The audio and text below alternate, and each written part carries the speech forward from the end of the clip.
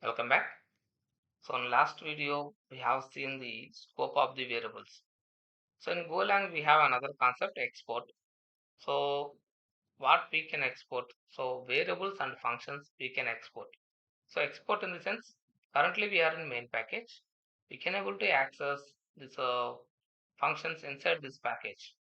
Suppose if you want to access this main function or print me function in other package, then we need to export those variables. So let us see. Suppose we can so another condition is we can export only global variables and functions only. So if you want to share members across the different packages, we have to export. So we can directly access the one package variables and functions in another package. So let us see the export concept. So suppose so only global variables only we can export, right? See. So now these are the global variables. And if I try to access these variables in different package, different functions, I can able.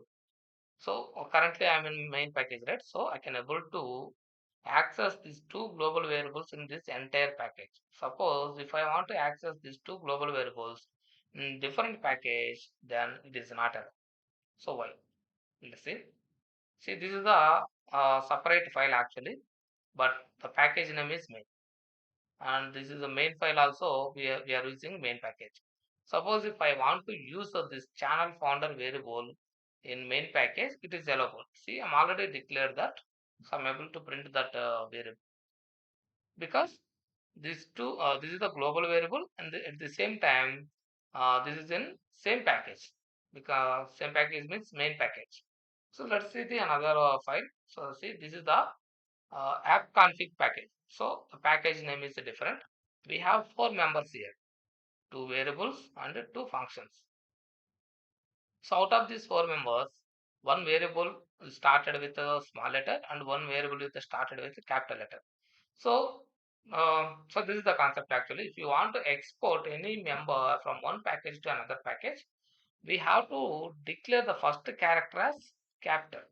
So see here two variables, right? So whatever the member is started with a capital letter, only those members only will be exported to other packages. So let's try to access this app config, right? Let's get into this. If I try to access here, so app config dot c. In the app config package, we have four members actually, but I'm able to see only two members. One is variable, another one is function. So, but we have two functions and two variables. Only two members only I'm able to access, and that is also started with a capital letter only. So remaining two is started with a small letter. So if you want to access these members also, you have to make it as a capital letter, the first one, and print function also we have to use a capital letter. So then only we access that. See, we can able to see the four members here. So I can able to print here also. So that's it guys actually. So if you want to export one variable or function to another package, we have to mark the first character as a capital only. So that is enough, and that should be a public member also. So these are the two public members, and each and every function is also a public member only. So nested functions maybe cannot do.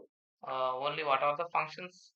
Um, what are the functions is declared publicly? So those things we can export. So we don't use any explicit access specifier or any keyword.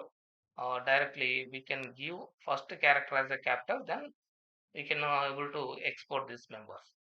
So that's it for this video guys. Thanks for watching.